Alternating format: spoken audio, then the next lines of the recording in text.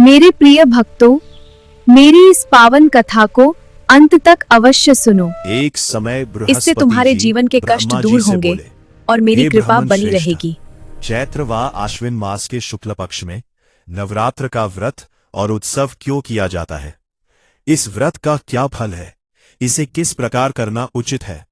पहले इस व्रत को किसने किया, सो विस्तार से कहिए। बृहस्पति जी का ऐसा प्रश्न सुन ब्रह्मा जी ने कहा, हे बृहस्पति, प्राणियों के हित की इच्छा से तुमने बहुत अच्छा प्रश्न किया है।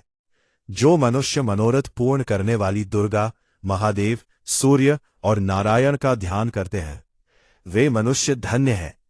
यह नवरात्र व्रत संपूर्ण कामनाओं को पूर्ण करने वाला है। इसके करने से पुत्र की कामना वाले को पुत्र, धन की लालसा वाले को धन, विद्या की चाहना वाले को विद्या और सुख की इच्छा वाले को सुख मिलता है। इस व्रत को करने से रोगी मनुष्य का रोग दूर हो जाता है, मनुष्य की संपूर्ण विपत्तियां दूर हो जाती हैं और घर में समृद्धि की वृद्धि होती है।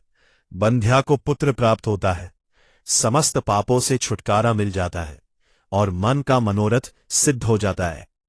जो मनुष्य इस नवरात्र व्रत को नहीं करता, वह अनेक दुखों को भोगता है और कष्ट व रोग से पीड़ित हो अंगहीनता को प्राप्त होता है। उसके संतान नहीं होती और वह धन धान्य से रहित हो भूख और प्यास से व्याकुल घूमता फिरता है तथा संज्ञाहीन हो जाता है। जो सद्वा स्त्री इस व्रत को नहीं करती, वह पति सुख से वंचित हो नाना दुखों को भोगती है।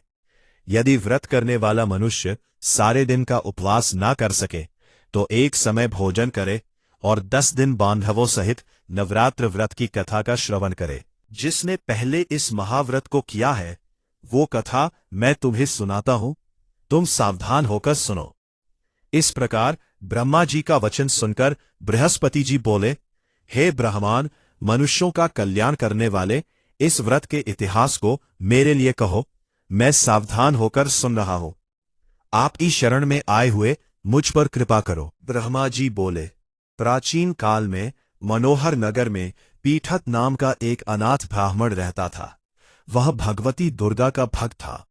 उसके संपूर्ण सद्गुणों से युक्त सुमति नाम की एक अत्यंत सुंदरी कन्या उत्पन्न हुई। वह कन्या सुमति अपने पिता के घर बाल्यकाल में अपनी सहेलियों के साथ क्रीड़ा करती हुई इस प्रकार बढ़ने लगी जैसे शुक्ल पक्ष में चंद्रमा की कला बढ़ती है।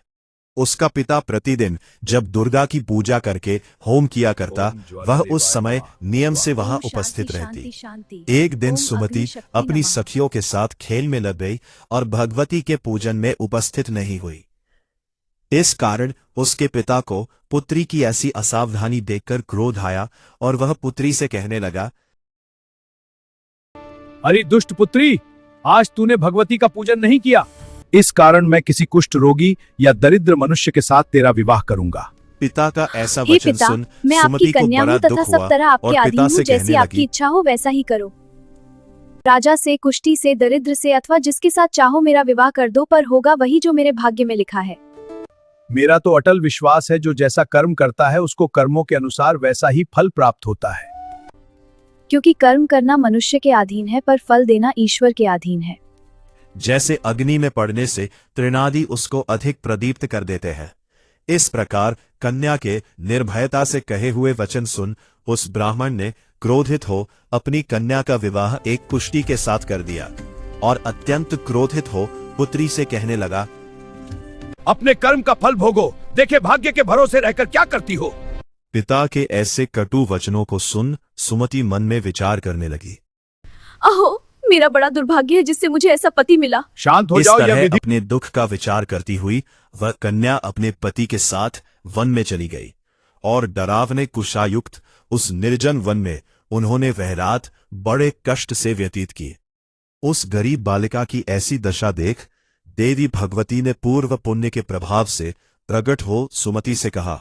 भगवती दुर्गा का यह वचन सुन ब्राह्मणी ने कहा, आप कौन है वह सब मुझसे कहो। हे दीन ब्राह्मणी, मैं तुझसे प्रसन्न हूँ, तुम जो चाहो सो वरदान मांग सकती हो। हे सुमति, डरो ब्राह्मणी मत, का ऐसा वचन मैं सुन तुम्हारी रक्षा करूंगी। मैं ही प्रसन्न जगदम्बा होने हूँ, पर सबकी मैं प्राणियों रक्षक। का दुख दूर कर उनको सुख प्रदान करती हूँ। मैं आदि हे शक्ति ब्राह्मणी, भगवती हूँ मैं तुझ पर तेरे और पूर्व मैं जन्म ही के ब्रह्म पुण्य के विद्या व प्रभाव से सरस्वती प्रसन्न हूँ। हूँ। तुम्हारे पूर्व जन्म का वृतांत सुनाती हूँ, सुनो।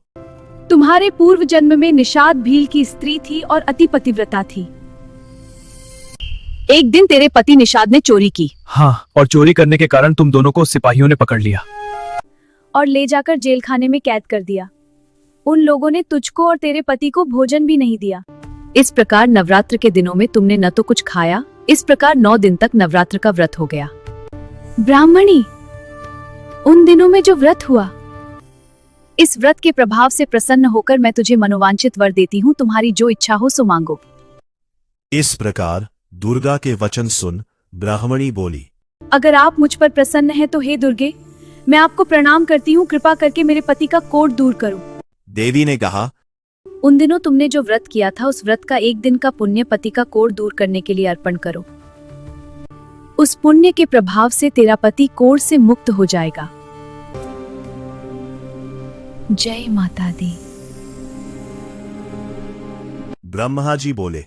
इस प्रकार देवी के वचन सुन वो ब्राह्मणी बहुत प्रसन्न हुई और पति को निरोग करने की इच्छा से जब उसने जय तथास्तु माता दी। ठीक है ऐसा वचन कहा, तब उसके पति का शरीर भगवती दुर्गा की कृपा जय से माता दी। कुष्ठ रोग से रहित हो अति कांतिवान हो गया।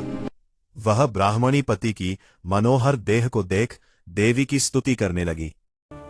हे दुर्गे, आप दुर्गति को दूर करने वाली, तीनों लोकों का संताप हरने, समस्त दुखों को दूर करने वाली, रोगी मनुष्य को निरोग करने वाली, प्रसन्न हो मनोवांछित वर देने वाली और दुष्टों का नाश करने वाली जगत की माता हो।